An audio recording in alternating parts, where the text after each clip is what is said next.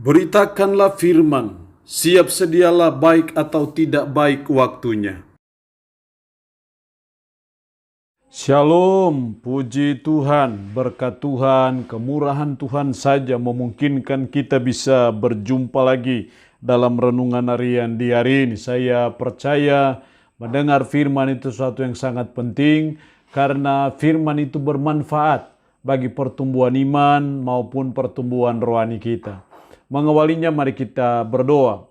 Kami bersyukur kepadamu ya Allah untuk waktu dan kesempatan di mana kami akan mendengarkan kebenaran firman-Mu. Roh-Mu yang kudus tolonglah kami, urapilah dan berkatilah kami dengan kebenaran firman-Mu di hari ini. Dalam nama Tuhan kami Yesus Kristus kami berdoa. Amin.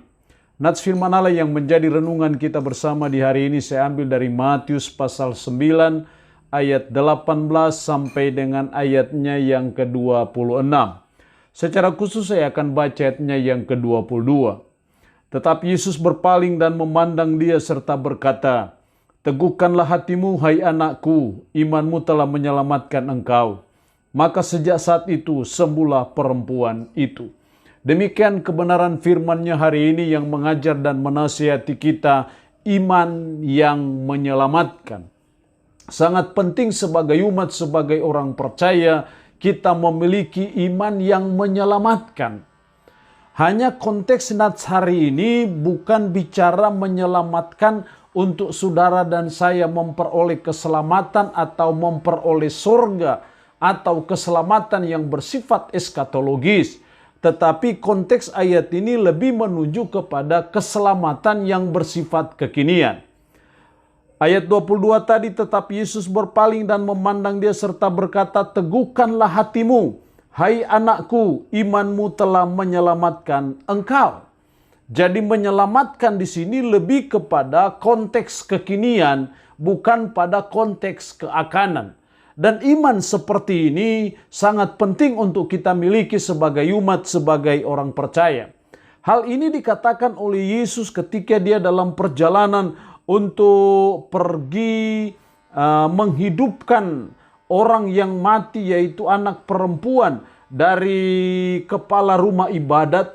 Dalam perjalanan itulah ada seorang perempuan yang sudah 12 tahun lamanya menderita pendarahan. Dia maju mendekati Yesus dari belakang dan menjamah jubahnya.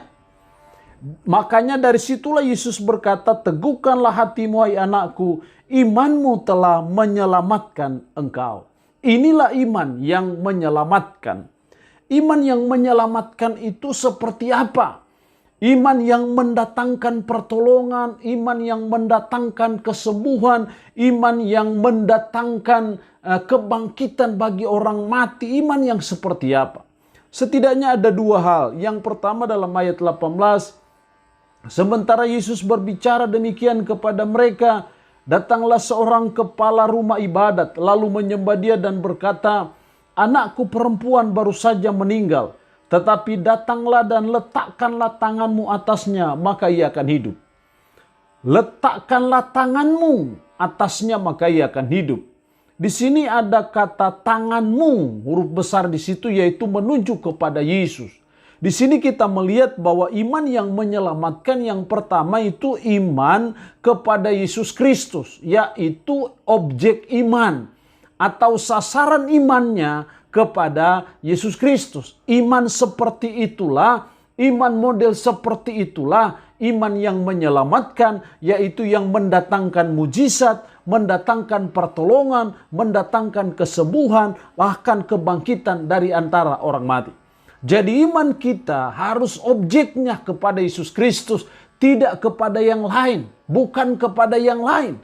Tetapi iman kita hanya objek iman itu harus kepada Yesus Kristus.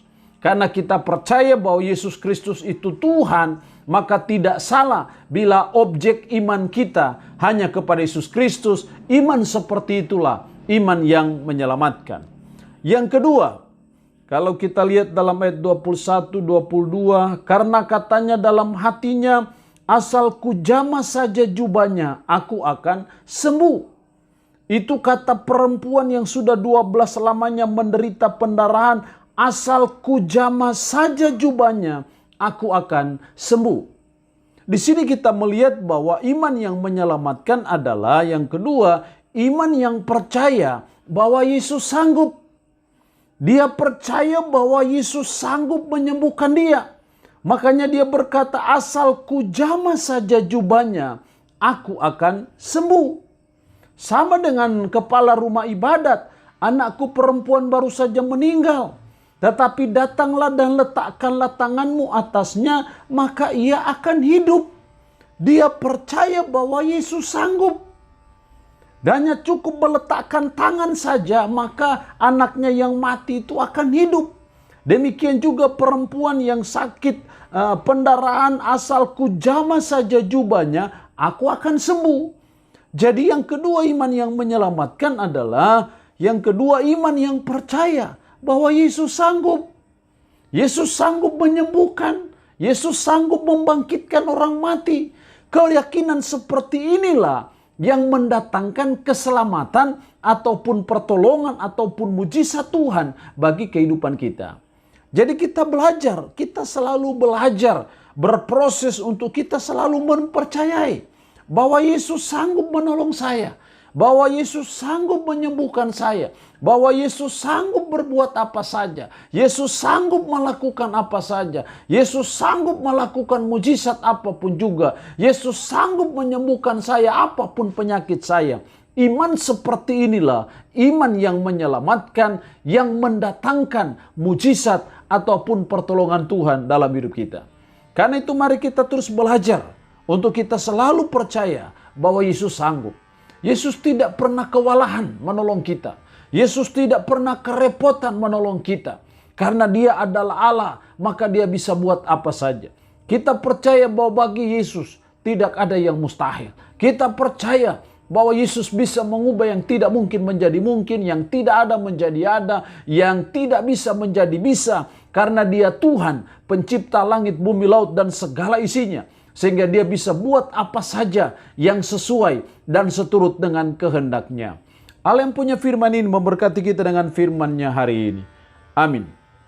Mari kita berdoa. Puji syukur untuk firman-Mu hari ini yang mengajar kami akan iman yang menyelamatkan, iman yang mendatangkan kesembuhan, iman yang mendatangkan mujizat, iman bahkan yang mendatangkan kebangkitan bagi orang mati.